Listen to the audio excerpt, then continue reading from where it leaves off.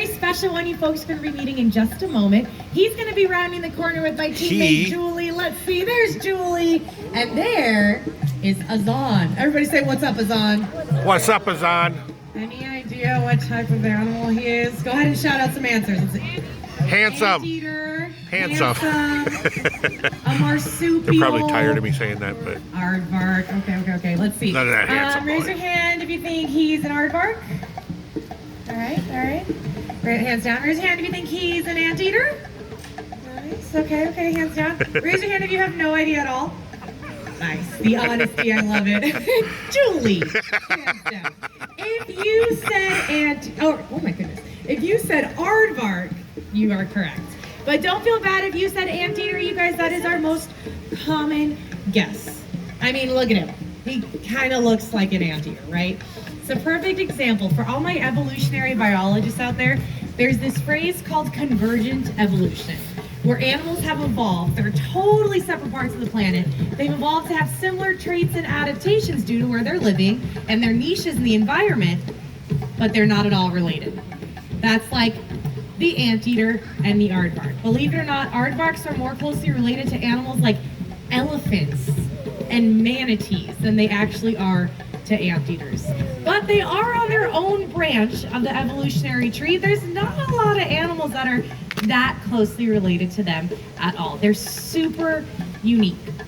And I think they kind of look like a Frankenstein animal with a bunch of different animal parts put together to create this very funny looking, awesome creature. We have we got the bunny ears, right? We've got an armadillo back, kind of kangaroo tail, really sharp claws. Now all those funny features put together make an animal that is perfectly suited for their environment out in Africa. That's where the species is from, sub-Saharan Africa, the lower 2/3. Okay, now let's start with those sharp claws. Any idea what those sharp claws are used for? What those help him to do out in the wild? It's not to climb trees. What do you think? Digging. Nice, absolutely. He's a digging. Believe it or not, this very large animal is a nocturnal species that lives underground. They dig burrows that can be 6 feet underground, 40 feet wide. Now that's about the length of a school bus. Different entrances and exits. Now for a big nocturnal animal like Azaan, there are a lot of benefits to being underground during the day in Africa. Can we think of any? What might be some benefits to being underground during the day? What do you think? Worms.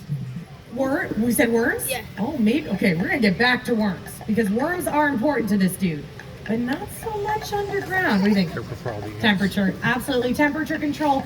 Believe it or not, being underground keeps him nice and cool during the heat of the day. And also, even though Azaan is a pretty big dude, he's about 120 pounds, that's average for an aardvark, they're still a prey animal. So being underground keeps him safe from predators. What can we think of? Oh my goodness, we got lions, we got leopards, hyenas, a pack of painted dogs. Feed me Any of the predators you can think of out in Africa would gladly invite Azaan out to lunch. So they seek protection from the elements, from weather, and from predators by being in their burrows underground. They also do something else with those really sharp claws. It has to do with what they're eating. And my man in the front said, Worms. worms. They love worms. Out in the wild, they love termites.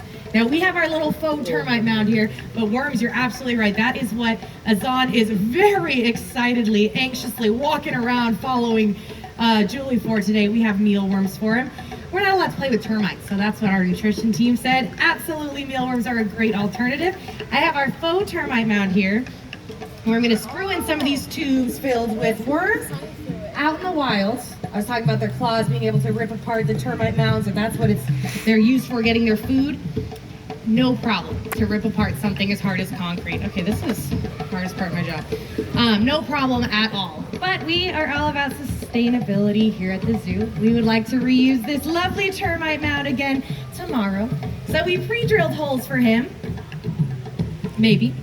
And all he has to do is come on over here, use his incredible sense of smell, and find where I screwed these tubes in. But imagine out in the wild, they're sniff, sniff, sniff, they find where those worms are, they're gonna rip open that mound, and then I'll give you a look. My favorite adaptation of an aardvark. when they finally rip open that mound and get those bugs. Let's see. Watch, Connor, watch. Nice. All the Isn't that awesome? He has a very long tongue. Just like the aardvarks have their own burrows and tunnels, so do the termites. That's how they try to stay safe, but it is no match for that tongue. No match at all. Aardvark is perfectly adapted to accessing those bugs. I love when he's up like that too. You can see he really uses that tail like a kickstand, right, to help him balance there. Now, if you didn't get a good look at that tongue, don't worry. I have this little portable tube. I'm going to show you guys once over here, once over there, because it is my favorite adaptation of an aardvark. And pour some of these worms down. All right, don't blink, you guys. This happens fast. Sniff, sniff. Nice. Oh, rogue tongue. Very good. That tongue is almost a foot long, everybody.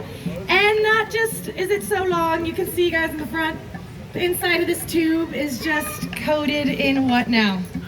Slobber. It's slobber, saliva. I know, it sounds kind of gross. Working with aardvarks is kind of a dirty job. In fact, I get to use these tubes, but Julie's hand feeding is on all these worms. She'll give you guys free high fives later if you'd like. So that super sticky saliva sounds kind of gross to us, right? But it's an adaptation. It's a way for the aardvark to be as efficient as possible when they're eating. Remember, I said 120 pounds, pure muscle. It takes a lot of bugs to sustain that size. 50,000 termites every night is the estimate to sustain an aardvark's body weight. So they have to be really efficient. Imagine if you picked up one bug at a time, like a giraffe with a prehensile tongue might grasp one leaf at a time. No, they just got a super sticky tongue. All the bugs stick to the side. Watch one more time. Here you go, bud. Very good.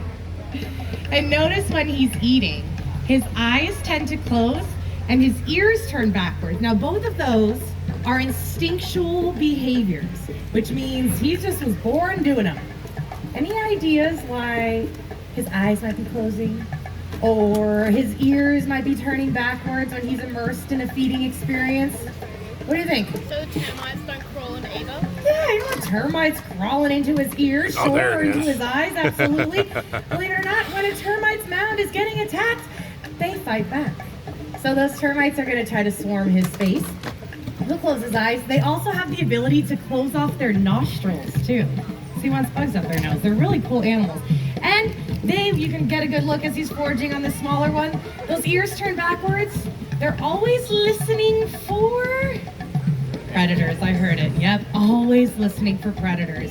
And you guys have heard of fight or flight species, right? The animal's gonna fight back or they're gonna run away and hide. They're really gonna run away and hide. So they're always listening.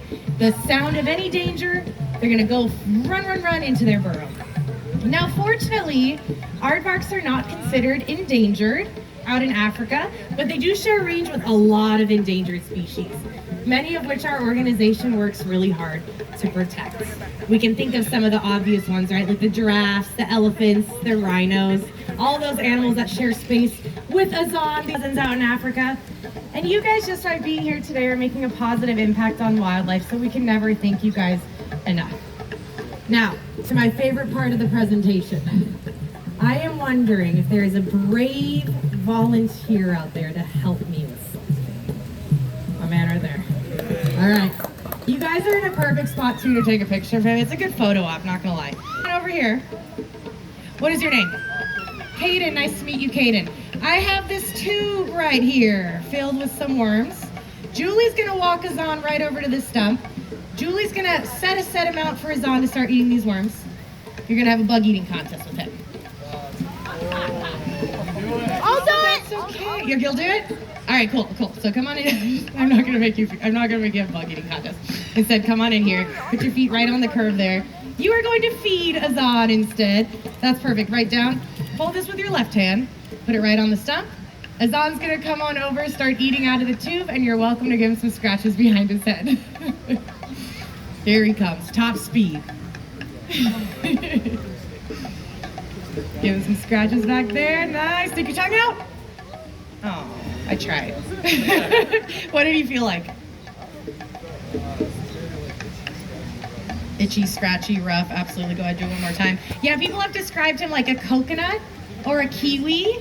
Very good. How much dust is coming on? Nice. Very good. So their name Aardvark actually translates to dirt pig in the Afrikaans language. If you've ever felt a pig before, it's very similar. All right, my man, you get this sticker for volunteering. Give him a round of applause. Thank you so much for being my volunteer. Azaan has been doing a wonderful job. He can head off whenever he'd like. But before he does though, does anybody have any questions about Azaan or Aardvarks? Yeah? Do you have any other aardvarks, or is Do he we the have only any one? Others? Yes, we do. We actually have 3 Aardvarks on our team, Africa Rocks Encounters. Azaan joined our team about 4 years ago with a very special job. He was recommended to come over and breed with our female. They were very successful, very quickly. We had the first aardvark baby born at the San Diego Zoo since the 1980s, and we're really proud of her. She's about 3.5 years old, and doing her own thing now. Aardvarks are solitary, so all of them are separated, have their own habitats, plenty of dirt to dig in, dens to bury in, to burrow in, but they're all separated now. Yeah. Good. Can they run fast? Can they run fast? The answer is actually yes. They can run pretty quickly. There's this really cool YouTube video.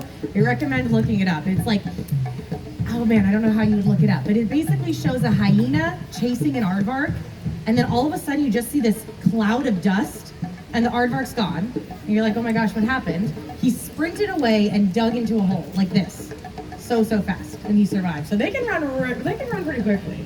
Not for like long periods, but short sprints for sure. All right, looks like my aardvark has headed off. I'm gonna stay up here for a few more minutes, got some cleanup to do. Everybody else, or if you'd like to ask me any questions, come on up. Everybody else have a wonderful, thank you. Thank you.